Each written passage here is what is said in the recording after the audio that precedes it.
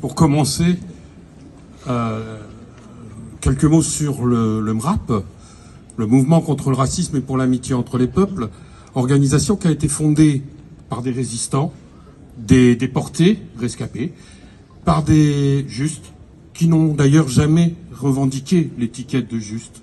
Et donc, nous combattons le racisme et l'extrême droite depuis peu de 70 ans. Aujourd'hui, je ne vais pas me lancer dans une compétition de leçons d'histoire. Tu en as dit beaucoup, c'est très clair, je crois que tout le monde a compris. Ce que je voudrais dire, c'est que la commémoration, les rappels historiques n'ont d'intérêt que pour comprendre le présent et faire attention à ce qui arrive, et voir le futur. Et donc de ce point de vue-là, c'est comme ça que je pense ma présence aujourd'hui.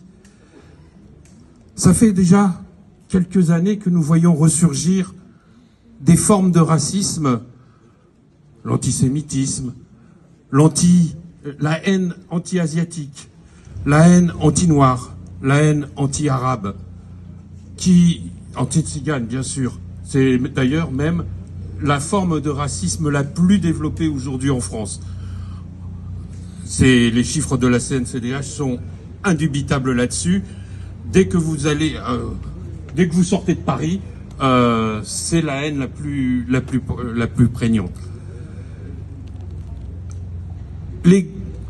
Ça date beaucoup des gilets jaunes et des occupations des ronds-points où on a vu naître des pancartes antisémites, des pancartes anti-jaunes. Voilà. Et depuis ce moment-là, c'est monté, et c'est aujourd'hui extrêmement angoissant. Quand on voit à quel point on a été près de la catastrophe avec les élections, avec l'arrivée du Front National au pouvoir, on a de quoi s'inquiéter. Heureusement, un sursaut républicain a fait que l'ensemble de la gauche s'est présenté uni à toutes les élections. C'est une chose que le MRAP demandait depuis un an et demi, en gros, où on s'est dit que ça suffisait de choisir le meilleur troisième, qu'il fallait absolument pouvoir défendre nos positions au second tour. Et donc, pour ça, voilà. Pour l'avenir, on n'oublie pas non plus quand même que le nazisme est né sur la division.